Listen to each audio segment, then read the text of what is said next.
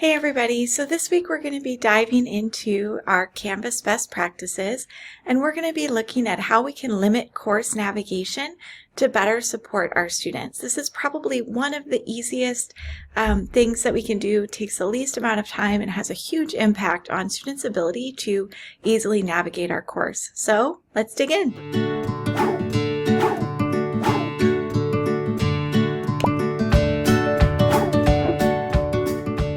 So one of the best things about limiting course navigation is it can help make our courses more mobile friendly for students. So on the left here, you can see this is just a default navigation.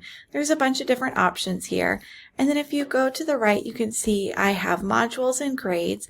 And so students don't have to scroll as far to navigate. Now you may choose to have more options for your students to navigate than just modules and grades, but it definitely does help to limit it as much as possible. So let's go over to Canvas and see how we can actually do this in our own course. All right, so as you can see here, we have a lot of options in the navigation. And in the student view, it can be really confusing because let's say I want to go to modules, I can go here. But then there's all these other options that may not even have anything in them that will kind of distract me. I may also decide that instead of going to modules, I'll just try to get my assignments by going straight to quizzes or assignments. So the more that we can limit those options for students, the more that we can help them not waste time trying to figure out how to navigate our course. So what we can do is we can scroll down at the very bottom to settings, and we can go to navigation.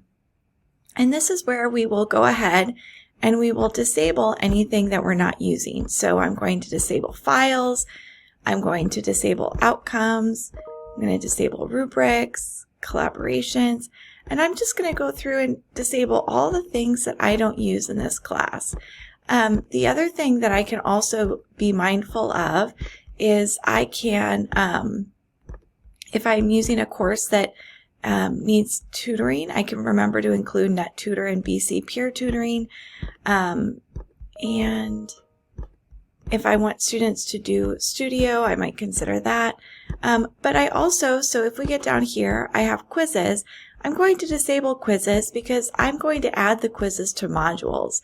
So really the way that I want my students to navigate my course is I want them to go to the modules so that they see what they're going to do that week. So I'm going to also disable assignments because each of the assignments is going to be added to a particular module. And then I'm going to go ahead and click Save. And it might take us a moment for it to catch up, but now if you go back to Home, and you go to Student View, and again, this is just my sand shell, so it's, or practice shell sandbox, so it's not super pretty, but anyway, you can see here that I have a lot less options for students to navigate, so it's going to be a lot easier for them to find what they need. And that's it. Pretty simple, pretty straightforward. If you have any questions, I'm here. Talk to you soon. Bye.